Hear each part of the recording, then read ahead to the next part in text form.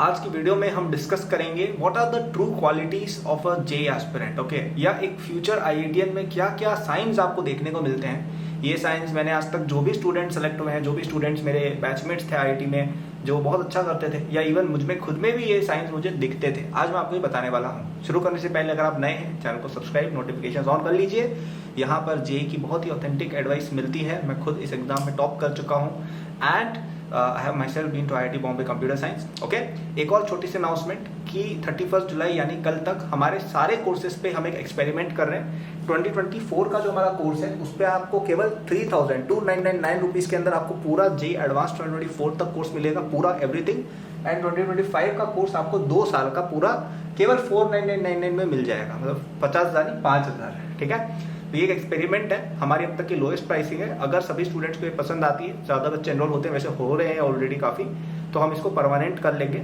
ठीक है, so if you want this price to be lowered, get in now. अगर ज़्यादा नहीं होते हैं तो हम वापस से थोड़ा सा चेंज भी कर सकते हैं, but I think this is a very good deal, क्योंकि आपको पूरा JEE preparation, DPP, test series, video lectures, everything you are getting at a very low price. और ये पूरे 2 साल तक चलेगा, कोई इसमें मंथली पेमेंट कुछ नहीं है। ये एक टाइम की पेमेंट है 4,999 और 2,999 एक बार पे करेंगे, आपको पूरा 2 ईयर या 1 ईयर का एक्सेस पूरा मिलेगा विद एवरीथिंग इंक्लूडेड। ठीक है, तो डिस्क्रिप्शन में जाके आप एकेडमी स्टेप से देख सकते हैं और डिटेल लास्ट में दे दूंगा। तो चलिए बात करते हैं क्या क्या मेन साइंस दिखते हैं जे एस्पिरेंट में।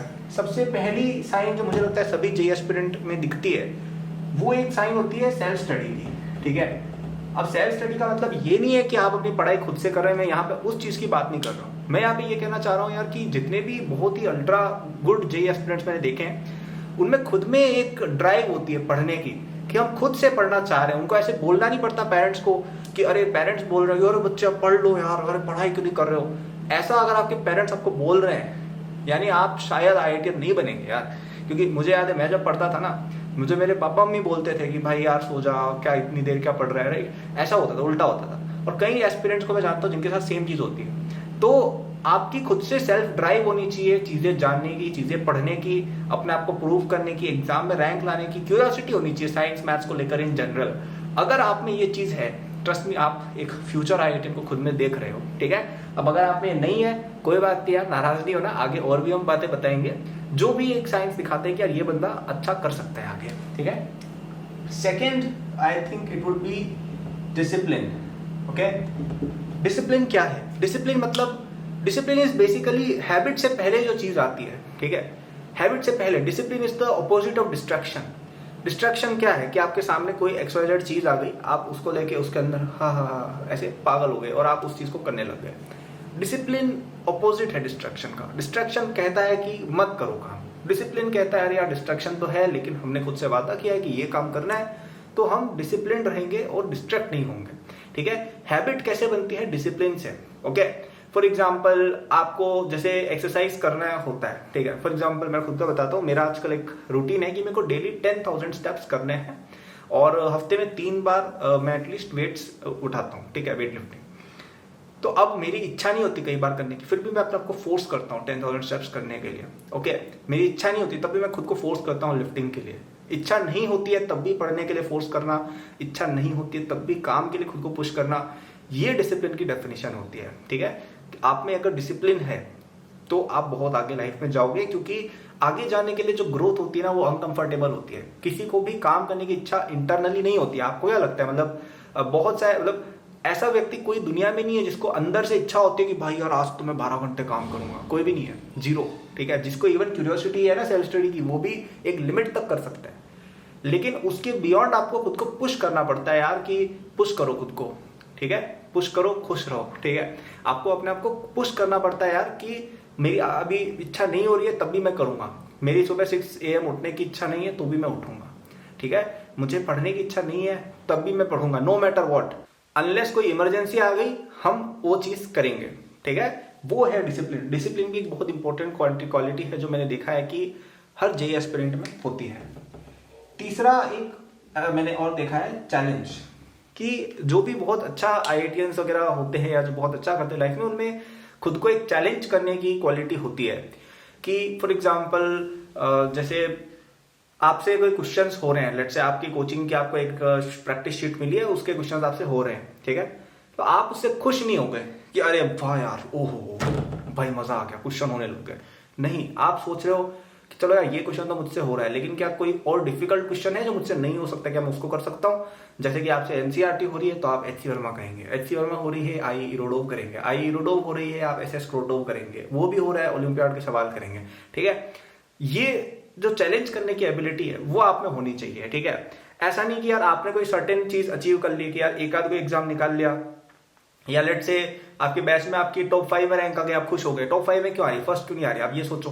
ठीक है, अपने आप को चैलेंज करते रहना बहुत इंपॉर्टेंट होता है, क्योंकि यहाँ पे आपको लिटरली 0.1% में आना है। अगर आपको 1000 में रैंक चाहिए, 0.1% होता है, वो आप रेशियो निकालेंगे तो इतनी रैंक में वही बच्चा आ सकता है जो बार बार कंपीट कर करके अपने आप को चैलेंज कर रहा है और उस चैलेंज को ओवरकम कर रहा है। ठीक है, तो ये भी एक बहुत इंपॉर्टेंट क्वालिटी है कि ज्यादा डिफिकल्ट क्वेश्चंस करें, ज्यादा डिफिकल्ट जो एस्पिरेंट्स हैं, मतलब आपका कोई कॉम्पिटिटर है, लेट से आपकी टॉप 10 में रैंक आने लग गई अपने बैच में, तो आप 5 में आने की कोशिश करो, 5 में आ गई तो 3 में आओ, 3 में आ गए तो फर्स्ट पे क्यों नहीं आ रहे हो। ऐसे अपने आपको चैलेंज करना, I think it is very important to get a good rank. Okay, और जो फाइनल क्वालिटी मैंने देखी है सभी जे एस्पिरेंट में होती है, वो है एक रश की फीलिंग होना अपने अंदर। ठीक है, रश की फीलिंग एक होना अपने अंदर। रश का मतलब है कि आपको जल्दी है हर चीज की।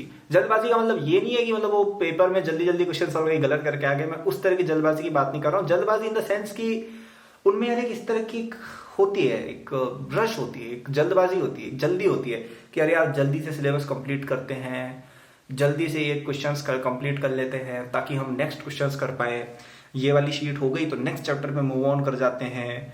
इस तरह की एक रश होती है, एक रश की फीलिंग होती है यार कि आगे जल्दी जाना है। ठीक है, वेट नहीं करना है। ऐसे धीरे चलने वाला व्यक्ति देखो कभी आगे नहीं बढ़ता है, वो केवल कहानियों में कछुआ जीतता है, असली जीवन में खरगोश ही जीतता है। ठीक है, और एक्चुअली खरगोश सो भी जाएगा तो भी वही जीतेगा, राइट। तो एक रश की फीलिंग कहीं ना कहीं होती है कि जितना जल्दी हम आगे बढ़ पाए उतना बढ़िया, जितना जल्दी हमारा एग्जाम हो उतना बढ़िया, जितना जल्दी हमारा सिलेबस कंप्लीट हो उतना बढ़िया, जितना जल्दी ये प्रैक्टिस शीट हो जाए उतना बढ़िया। ये क्या आप में रश की फीलिंग आती है? अगर आती है तो बहुत अच्छी। और अगर आप ऐसा विश कर रहे हैं कि अरे यार सर स्लो पढ़ाएं, अरे यार थोड़ा स्लो हो सब कुछ, शायद वो बात नहीं है। ठीक है, तो अगर आप में ये चारों एबिलिटीज नहीं है, दुखी होने की बात नहीं है, आप डेवलप कर सकते हैं। डिसिप्लिन आप सबसे पहले देखो डेवलप कर ही सकते हैं। अपने आप को आपको फोर्स करना है बस कि सुबह 6 बजे उठना है तो उठना है, दिन में इतने क्वेश्चन करने हैं तो करने हैं। ठीक है, ये मेंटल वाली बात है, एक मेंटल भी बात है, और कई लोग हार्मोनल भी इसको कहते हैं कि आपकी बायोकेमिस्ट्री अगर अच्छी है तो कई बार आप ज्यादा मोटिवेटेड रहते हो,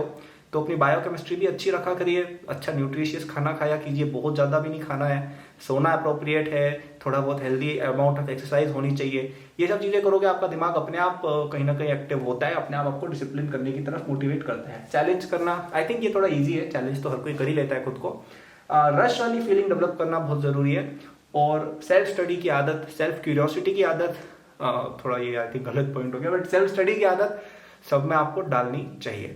सो आई होप ये वीडियो आपको पसंद आई हो। अगेन मैं आपको हमारे ऑफर के बारे में बता देता हूँ। अगर आप अभी तक मेरे किसी कोर्स में एनरोल्ड नहीं है और आप आना चाहते थे और आपको बहुत अनअफोर्डेबल लग रहे थे, तो इससे कम प्राइस करना थोड़ा हमारे लिए इम्पॉसिबल ही मान लीजिए आप, कि पूरा 1 साल का 2024 का कोर्स एडवांस तक 29999 में मिल रहा है, और 2 इयर्स का 2025 का कोर्स 4999 में मिल रहा है।